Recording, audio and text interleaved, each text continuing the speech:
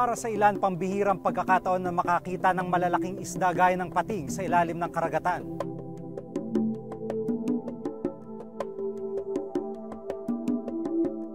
Pero kinababahala ng marami, kada taon umabot sa mahigit 100 milyong mga pating ang hinuhuli at pinapatay sa buong mundo.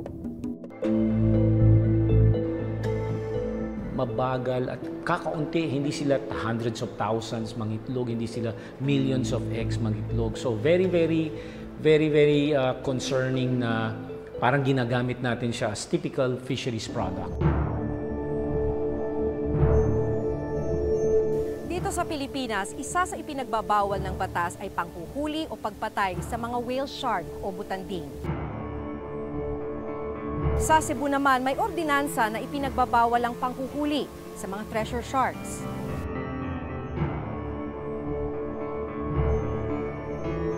May mga panukalang batas rin na nagsusulong sa pagbabawal sa panghuhuli sa lahat ng species ng pating. Lahat ho ba dito automatic bawal? Meron lang specific na klase. As in many other marine resources, no, kasama na ang shark. Medyo malaki na, marami na talaga tayo nakikitang signs of overfishing. May ginawa namang National Plan of Action for Sharks. Doon nakabalangkas actually kung ano yung mga kulang natin dito sa Pilipinas pagdating sa research and management ng shark. Dapat na nga bang magkaroon ng regulasyon sa panghuhuli sa lahat ng uri ng pating sa bansa?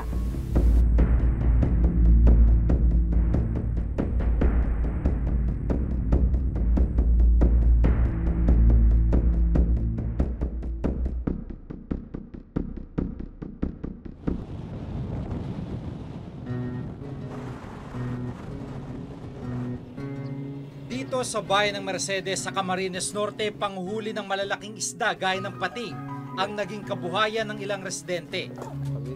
Gaya na lamang ni Joel Paron na 20 taon nang nanguhuli ng pating. Kilala Mercedes bilang pangunahing pinagkukunan ng pating na ibinebenta naman sa iba't ibang lugar. Sa nahuli nga po kami ng 10 piraso, kaya nito. Nakakabit na doon sa kabila, nakasabit na doon sa kabila.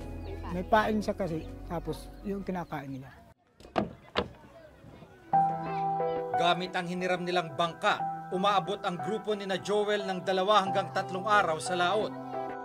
Nasa 30 hanggang 200 kilo naman ang mga pating na nauhuli nila. Ang nabuhat ng mga 5 tao nabuhat. 5 tao, yung laki niya? Paano nyo naiahon yun?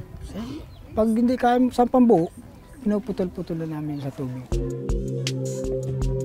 Nung araw na yun, inabutan pa namin silang kinakatay ang mga nahuli nilang pating.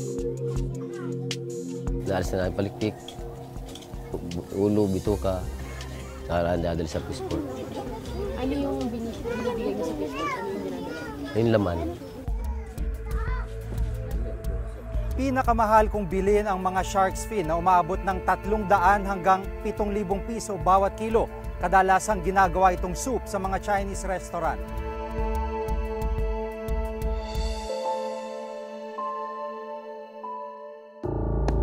Sa ibang lugar, maring tinututulan ang paraan ng pangingisda kung saan palikpik lang ang kinukuha sa pating at pagkatapos ay tinatapon ang katawan pabalik ng dagat. Unfortunately, karamihan ng pating, ang tingin natin ay shark fin. So ito ay puputulan ng fins at idadry at ibebenta. So unfortunately, pag pinutulan mo na ng limbs yung mga appendages yung pating, hindi na yung mabubuhay. Pero ang grupo ni na Joel natutong pagkakitaan ang lahat ng bahagi ng pating na ibebenta nila ang iba pang parte nito gaya ng balat, laman at maging ngipin. Sa pesto, doon na namin tinitimbang yun. May broker man kasi kami. Sila lang bahala. Pagka natimbang na yun, tapos resibuhan kung nag-ilan lahat yun ang kikwento niya kung ilang binta.